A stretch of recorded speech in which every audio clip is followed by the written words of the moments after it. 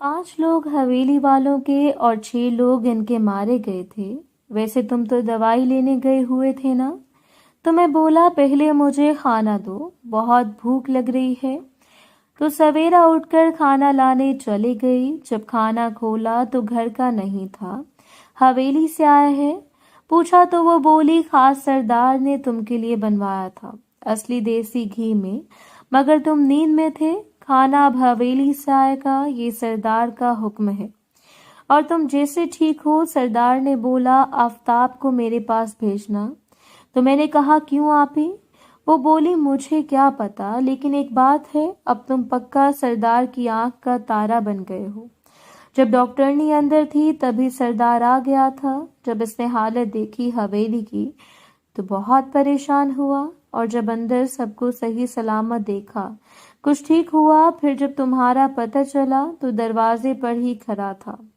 सरदार की गाड़ी में तुम्हें यहाँ लेकर आए थे। वो लोग तुम्हारी बाइक भी छोड़ गए थे। आप ही चुप होने का नाम ही नहीं ले रही थी।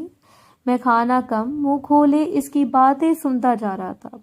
जब मैं खाना खा चुका तो नूर ने कहा अब बताओ तुमको कैसे पता चला कि हवेली वालों पर हमला किया गया है? तो नूर को सारी बात बता दी। नूर बोली अफी अगर आज तुम वहां ना आते तो पता नहीं क्या हो जाता। तो मैं बोला मैं भी नहीं आता अगर उस बंदे के हाथ में बंदूक ना देखता। मैं तो समझ रहा था सरदार के कोई मेहमान है। तो नूर बोली अच्छा, तो तुम शहर से वापस आ रहे थे? मैं बोला हाँ जी। इसके बाद नूर चली गई तो मैं वापस सो गया दवाई खाकर। सुबह मुझे सवेरा ने जगाया, तब जाकर मेरी आंख खुली। सवेरा ने नाश्ता ला कर दिया। जब नाश्ता कर लिया तो सवेरा ने बताया चची आई हुई हैं, तुमका पूछ रही हैं। तो मैं बोला बुला लो इसको। तो सवेरा जाकर चची को लेकर आ गई। चची के साथ सारा भी थी। दोनों ने बारी बारी मेरी तबीयत पूछी। इसके बाद कमरा देखने लग गई। चची बोली आफताब कमरा तो काफी अच्छा बनवाया है। तो मैं बोला बस चची तुम्हारी दुआ है। वो बोली दुआ को गोली मार, ये बता इतनी जल्दी तुम्हारे पास पैसे कहाँ से आए? तो मैं बोला उधार लेकर कमरा बनवाया है। चची बोली अच्छा लग रहा है तुमका कमरा। तो मैं सोचने लग पड़ा ये मेरी तबीयत पूछने आई थी, ये पूछने के मैं पैसे कहाँ से लाया हूँ। फिर बोली मेरे काम का कुछ किया? तो मैं बोला अब जाऊं तो सरदार से बात करूंगा। चची बोली जरूर करना। तो मैंने कहा जी। सारा तो इसके बाद कुछ नहीं बोली, मगर आंखों से काफी इशारे किए जिनको मैं इग्नोर करता चची से बात कर रहा था। कुछ देर बाद चची भी चली गई, पर जाते जाते बोल गई जल्दी ठीक हो जाओ। ये इसका खास इशारा था जिसको मैं तो समझ गया, मगर सारा भी समझ गई। तो मुंह पर हाथ रखकर हंसने लग पड़ी, मगर आवाज बाहर नहीं निकाली। चची के जाने के बाद मैं उठा और बाहर आ गया। ताज़ा हवा में कुछ देर टहल के कमरे में वापस आ गया। 3 दिन तक मैं कहीं नहीं गया। चौथे दिन नीली घर पर आ गई पट्टी चेंज करने। सवेरा इसको गर्म पानी और कपड़ा देकर चले गई। अब कमरे में मैं और नीली रह गए थे। नीली ने मेरी शर्ट उतारी और मुझे देखते हुए बोली काफी मेहनत की है खुद पर। तो मैं बोला मेरा बाप एक आम इंसान है, इसका ख्वाब है कि इसका बेटा एक पहलवान हो।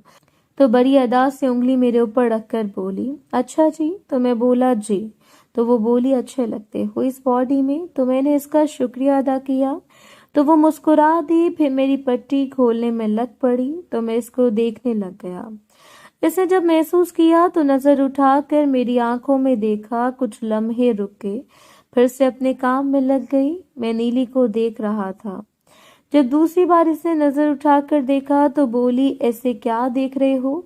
तो मैं बोला तुम कितनी खूबसूरत हो, लगता ही नहीं कि नर्स हो।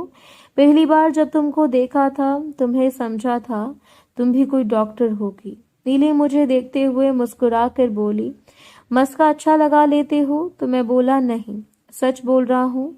वो बोली अच्छा, तो मैं तुमको कहाँ से खूबसूरत लगती हूँ? तो मैंने कह दिया सब जगह से। तो वो मुझे सवालिया नजरों से देखने लग पड़ी।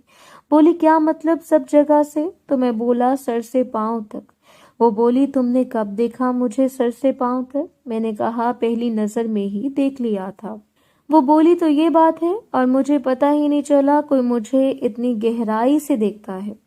میں نے نیلی کے ہاتھ پر ہاتھ رکھ دیا تو وہ جیسے جم سی گئی اپنی جگہ پر۔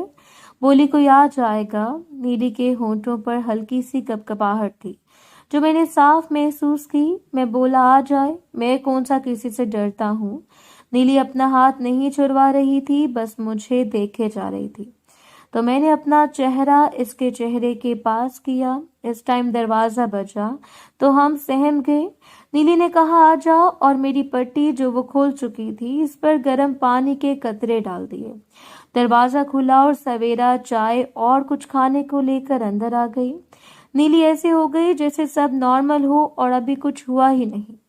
نیلی پانی ڈال کر پٹی نرم ہونے کا ویٹ کرنے لگ پڑی جو میرے زخم سے بری طرح سے چپک گئی تھی۔ نیلی نے چائے کا کپ اٹھا لیا تو سویرا نے ایک کپ مجھے اٹھا کر دیا۔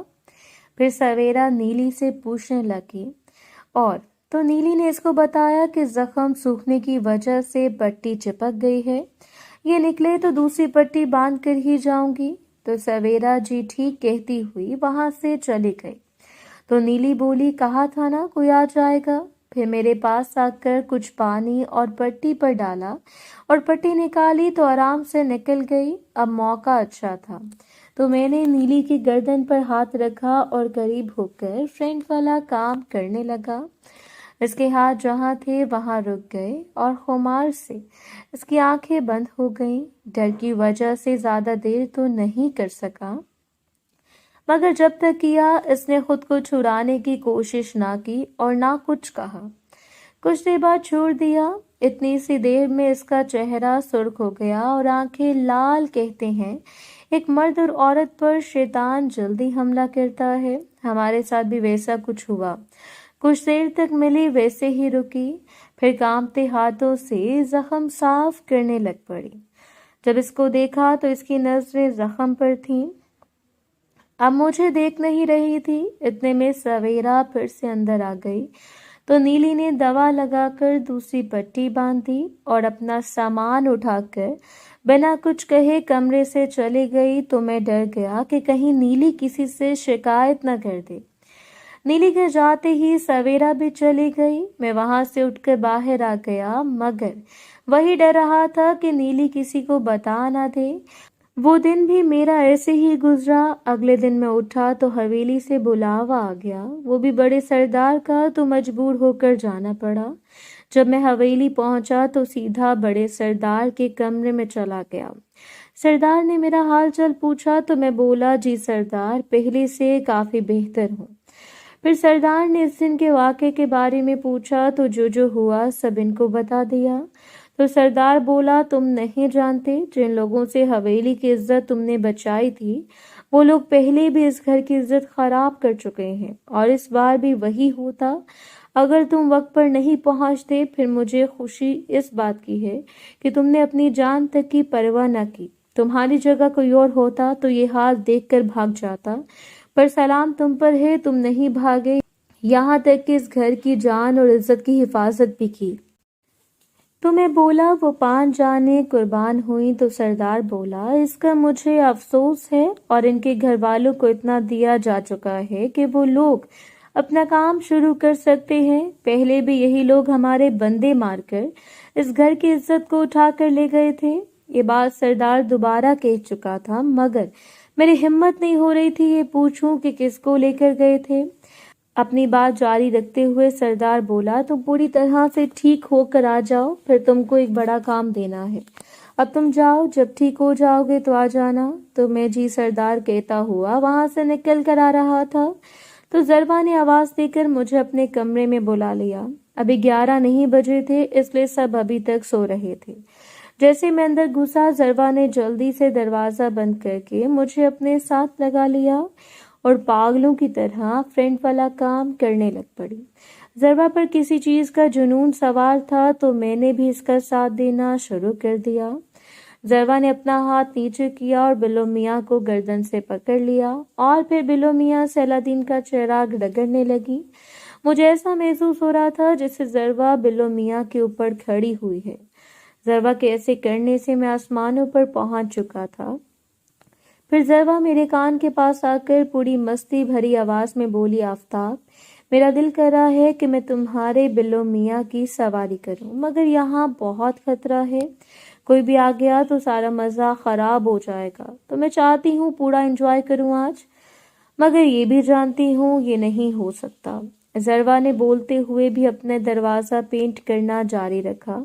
اچانک ذروہ کی عجیب عجیب آوازیں آنا شروع ہو گئیں اور 1 منٹ کے اندر اندر اس کی ٹرین اسٹیشن پر پہنچ گئی اور وہ میرے ساتھ لگ گئی اور لمبی سانسیں لینے لگی۔ اس کے بعد مجھ سے جدا ہوئی اور بولی، تم نے اب جلد ہی میرا دروازہ پینٹ کرنا ہے، تیار رہنا، اب جاؤ۔ جب میں نے نیچے دیکھا تو میرا نیچے والا باز ذروہ کے سیلاب کی وجہ سے گیلا ہو چکا تھا، تو میں سوچنے لگ پڑا اس حالت میں کسی نے دیکھ لیا تو مسئلہ ہو جائے گا، تو میں نے نیچے اشارہ کر کے بولا، اس کا تو کچھ کرو۔ وہ بولی، جاؤ ورنہ میں اس کو پورا کھا جاؤں گی۔ اب مجھ سے برداشت نہیں ہو رہا تھا تو میں وہاں سے نکل کر باہر آ گیا۔